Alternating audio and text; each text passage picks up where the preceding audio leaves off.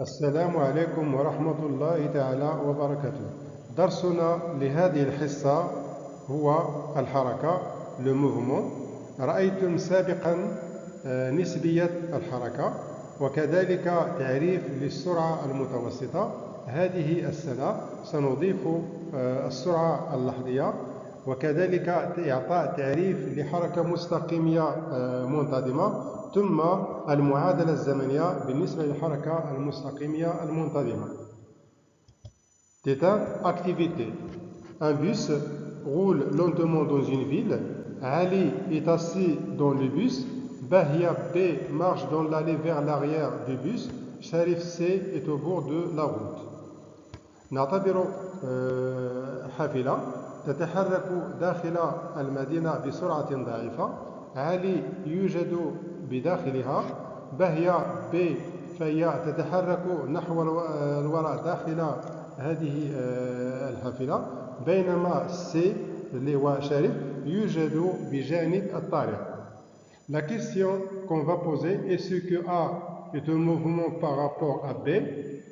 Ensuite A est un mouvement par rapport au bus. Donc pour répondre à ces questions, donc on va tracer le tableau. Est-ce que A est un mouvement par rapport à B? Oui, car A change de position par rapport à B. Est-ce que A est un mouvement par rapport à C? Oui. A par rapport au bus? Non, car la position de A dans le bus reste constante. La conclusion, avant de parler du mouvement d'un corps ou de repos, il faut choisir un corps de référence. قبل التكلم على حركة أو سكون جسم يجب اختيار جسم يسمى بجسم مرجعي. إذا نقول أن الحركة نسبية. Grand 1, la relativité de mouvement. L'état de mouvement ou de repos d'un corps dépend du référentiel choisi. On dit que le mouvement d'un système est relatif au référentiel. C'est la relativité de mouvement. حركة وسكون جسم يتعلقان بالجسم المرجعي. نقول أن الحركة نسبية. Il est donc nécessaire de préciser le système étudié et le référentiel, corps de référence par rapport auquel on étudie le mouvement. إذن يجب دائما اختيار الجسم المدروس وكذلك الجسم المرجعي لدراسة حركة جسم ما. Repérage de mouvement, repère d'espace. Le repère d'espace permet de déterminer la position du mobile, l'objet en mouvement, par rapport à une position arbitraire choisie. لتحديد موضع النقطة المتحركة يجب اختيار معلم يسمى بمعلم الفضاء وكذلك يجب اختيار نقطة تسمى بأصل هذا المعلم. بالنسبة للحركة المستقيمية يجب اختيار معلم وX بحيث أن النقطة فهي محددة بمعرفة الأوفسول X. أصل المعلم هو O. donc في هذه الحالة فإن متجهة الموضع تساوي X فوي X هو أوفسول النقطة المتحركة et متجهة واحدية. Donc pour déterminer la position du point M, il faut choisir un axe. Si le mouvement est rectiligne, donc on peut choisir comme repère d'espace l'axe OX. Dans ce cas, le vecteur position OM est égal à X fois I. X, c'est l'abscisse du point M, et c'est le vecteur unitaire. La trajectoire, المسار. المسار هو منحنى يتكون من مجموع النقط أو المواضع التي يمر منها الجسم أثناء حركته. La trajectoire d'un point est la courbe formée par l'ensemble des positions occupées par ce point au cours du mouvement. وهناك ثلاث حالات. Si la trajectoire est une droite, le mouvement est rectiligne. عندما يكون المسار مستقيمي نقول أن الحركة مستقيمية. Le deuxième cas, si la trajectoire est un cercle, le mouvement est circulaire. عندما يكون المسار عبارة عن دائرة نقول أن الحركة دائرية. Le dernier cas, si la trajectoire est une courbe, le mouvement est curviligne. عندما يكون المسار عبارة عن منحنى نقول أن الحركة منحنية. Vecteur vitesse, la vitesse moyenne. La vitesse moyenne d'un mobile est le quotient de la distance parcourue d par la durée de parcours delta t. Donc on peut écrire que Vm est égal à la distance d sur la durée delta t. L'unité de la vitesse moyenne c'est mètres par seconde, d mètres, delta t seconde. السرعة المتوسطة هي خارج قسمة المسافة d على المدة الزمنية المستغرقة delta t. L'unité de la vitesse dans le système international est mètres par seconde, mais on peut utiliser ensuite kilomètres par heure, tel que 1 mètre par seconde est égal à 3,6 km par heure, ou bien 1 km par heure est égal à 1 sur 3,6 mètres par seconde. Une heure est égale à 3600 secondes et une minute est égale à 60 secondes. Exercice d'application. Un train TGV parcourt une distance d égale à 450 km en 1 heure 23 minutes 20 secondes. La première question, calculer sa vitesse moyenne en mètres par seconde, puis en kilomètres par heure. La deuxième question, le même train précédent parcourt une distance d' est égale à 630 km. Quelle est la durée de parcours? Correction de l'exercice. La première question, c'est calculer la vitesse en mètres par seconde. D'après les données de l'exercice, la durée de parcours c'est 1 heure 23 minutes 20 secondes. Alors on peut écrire que t est égal à 1 heure c'est 3600 secondes. Ensuite 23 multiplié par 60 car 1 minute est égale à 60 secondes plus 20 ça donne 5000 secondes. Alors, la vitesse moyenne Vm est égale à d sur delta t. La distance d, c'est 450 km. Delta t, c'est 5000. Donc, on peut écrire que Vm est égal à 450 multiplié par 10 à la puissance 3, c'est-à-dire la relation entre kilomètre et le mètre, sur 5000 secondes. Donc, on obtient la valeur de la vitesse moyenne, c'est 90 mètres par seconde.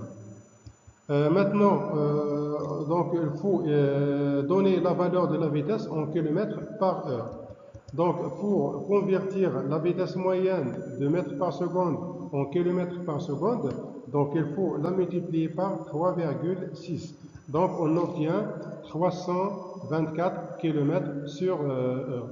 La dernière question, c'est calculer la durée de parcours delta t', ou bien t'. D'après la relation de la vitesse moyenne, donc on peut écrire que t' ou bien delta t' est égal à la distance d' sur v, donc la même vitesse car le même train. La valeur de d' c'est 630 km, donc multiplié par 10 à la puissance 3, sur la vitesse moyenne c'est 90, donc on obtient la valeur de delta t' est égale à 7000 secondes. Vecteur vitesse instantanée. Les caractéristiques du vecteur vitesse instantanée au point MI. مميزات متجهات السرعة اللحظية في النقطة M.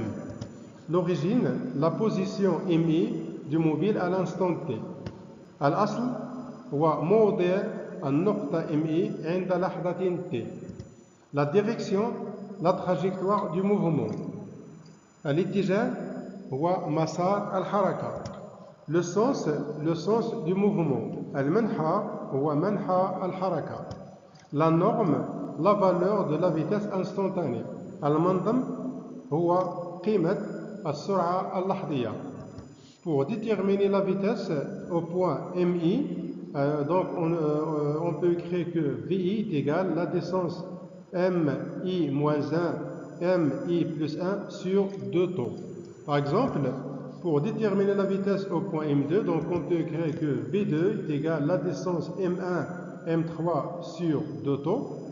Ensuite, pour calculer la vitesse au point M3, alors on peut écrire que V3 est égal à M2, M4 sur 2 taux. Mouvement rectiligne uniforme. Définition. Un solide est animé d'un mouvement rectiligne uniforme si et seulement si le vecteur vitesse est constant. Si le corps se déplace selon une trajectoire rectiligne avec une vitesse constante, le mouvement est rectiligne uniforme. نقول أن الجسم له حركة مستقيمية منتظمة عندما تكون متجهات السرعة ثابتة، يعني V تساوي ثابتة. إذا كان جسم يتحرك وفق مسار مستقيم بسرعة ثابتة فإن الحركة مستقيمية ومنتظمة. Équation horaire du mouvement rectiligne uniforme. L'équation horaire du mouvement rectiligne uniforme est une équation de la fonction affine x est égal à f de t. On l'exprime sous la forme suivante. X de t est égal à v fois t plus x0 tel que x de t, c'est l'abscisse du point mobile à l'instant t. x0, c'est l'abscisse du mobile à l'origine des dates, c'est-à-dire à l'instant t est égal à 0. v, c'est la vitesse du mobile. المعادلة الزمنية لحركة مستقيمية منتظمة.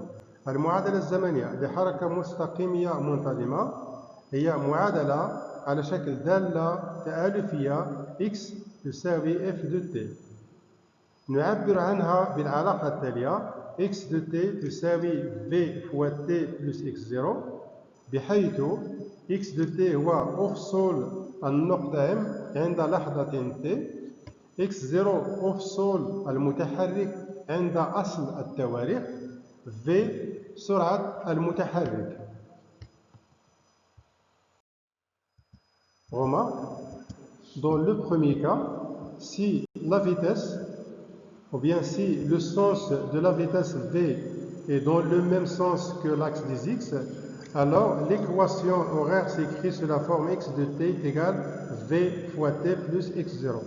عندما يكون منحى متجهات السرعة v هو منحى المحور x فإن المعادلة الزمنية تكتب على الشكل التالي: x de t est égal à v fois t plus x0. Le deuxième cas, si le sens de vecteur vitesse est dans le sens contraire que le sens de l'axe x, alors l'équation s'écrit sous la forme x de t est égal à moins v fois t plus x0. عندما يكون منحى متجهات السرعة معاكس للمحور x فإن المعادلة الزمنية تكتب على الشكل التالي: x de t est égal moins v fois t plus x0. Exercice d'application. Énoncé de l'exercice. On donne l'enregistrement du mouvement d'un point M pendant des intervalles de temps successifs et égaux à temps égal 30 millisecondes. C'est-à-dire la durée entre M1 et M2 est égale à 30 millisecondes, M2, M3, 30 millisecondes, c'est-à-dire temps, M3, M4, 30 millisecondes, M4, M5 millisecondes et ainsi de suite, M5, M6.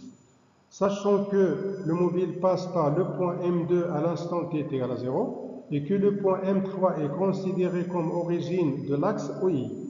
La première question: calculer la valeur de la vitesse instantanée de M à chacun des points M2, M3, M4 et M5. Quelle est votre conclusion? Deuxièmement, déduire la nature de mouvement de M, déterminer l'équation horaire de mouvement du point M, quelle sera la position du mobile à l'instant t égale 0,042 secondes.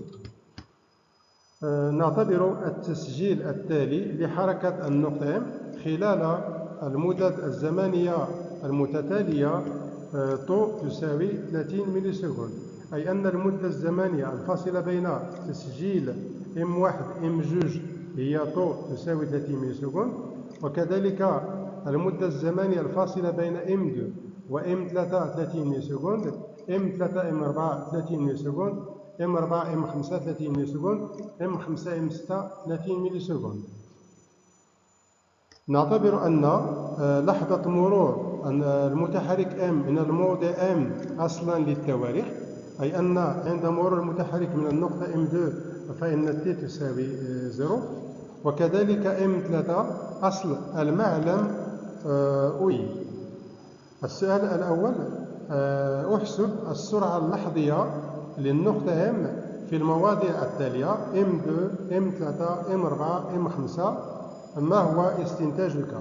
ثانيا حدد طبيعة حركة النقطة M. ثالثا اعطي المعادلة الزمنية لحركة النقطة M.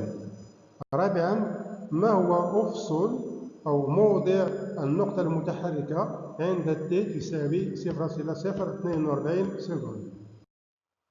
La correction de l'exercice d'application. La correction de l'exercice. La question numéro 1.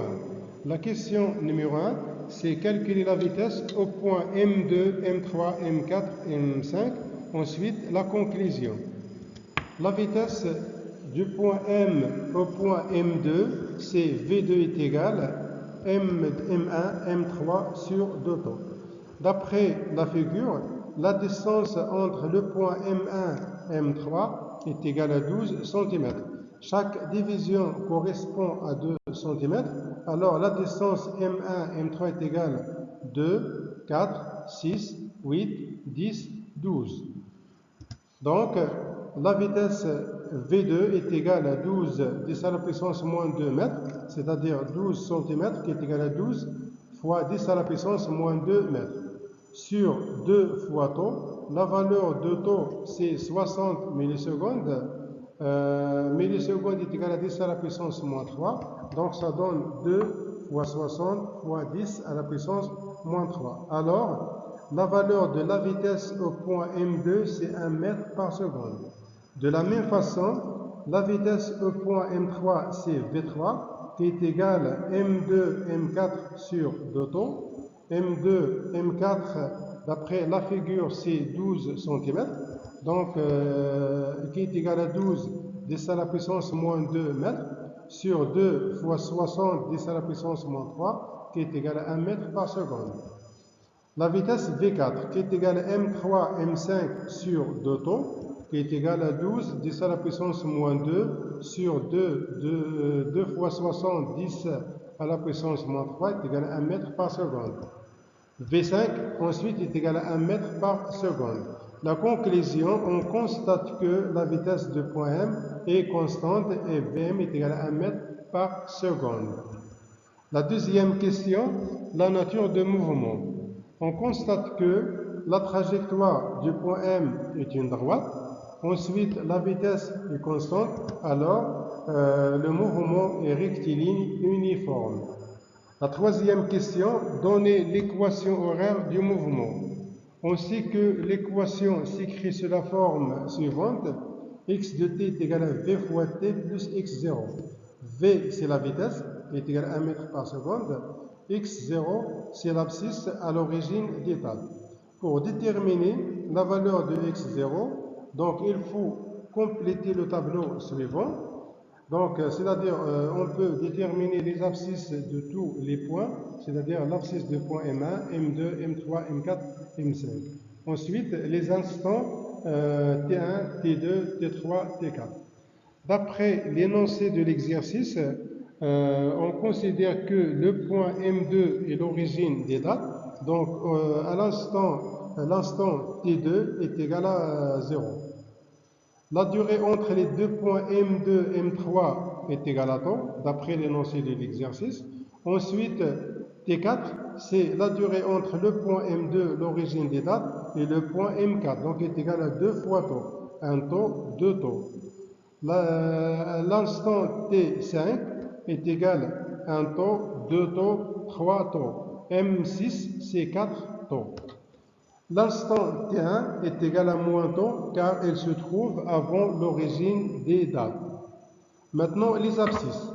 D'après l'énoncé de l'exercice, M3 c'est l'origine des abscisses, donc on va mettre x est égal à 0. L'abscisse du point M4 c'est la distance entre l'origine des abscisses c'est M3 et M4, donc est égal à 6 cm. L'abscisse X5, c'est la distance entre l'origine des abscisses et le point M5, donc c'est 6 plus 6, ça donne 12 cm. De la même façon, l'abscisse X6 est égale à 18 cm. Les points M2, M1 se trouvent dans les abscisses négatives, c'est-à-dire l'abscisse X2 est égale à moins 6 cm, l'abscisse X1 est égale à moins 12 cm. Donc, d'après le tableau, on constate que la valeur de X0 c'est égal à moins 6 cm. C'est-à-dire, à l'instant t est égal à 0, la valeur de x est égale à moins 6 cm. Détermination de la valeur x0. x0, c'est l'abscisse à l'instant t est égal à 0. D'après le tableau précédent, à l'instant t est égal à 0, la valeur de x, c'est moins 6 cm. Donc, x0 est égal à moins 6 cm, qui est égal à moins 0,08 m. D'après la première question, la valeur de la vitesse est égale à 1 mètre par seconde. Donc, l'équation de mouvement s'écrit sous la forme x de t est égal v fois t. La valeur de v, c'est 1 mètre par seconde, fois t, moins plus x0, qui est égal à moins 0,06 mètres. La dernière question, c'est la position du mobile M à l'instant t est égal à 0,042 secondes. Donc, d'après l'équation horaire, x de t est égal à 1 fois t moins 0,06. Donc, on va remplacer t par 0,042. Donc, ça donne x de t est égal à 1 multiplié par 0,042 moins 0,06. Alors, x de t est égal à moins 0,018 mètres, qui est égal à moins 1,8 cm.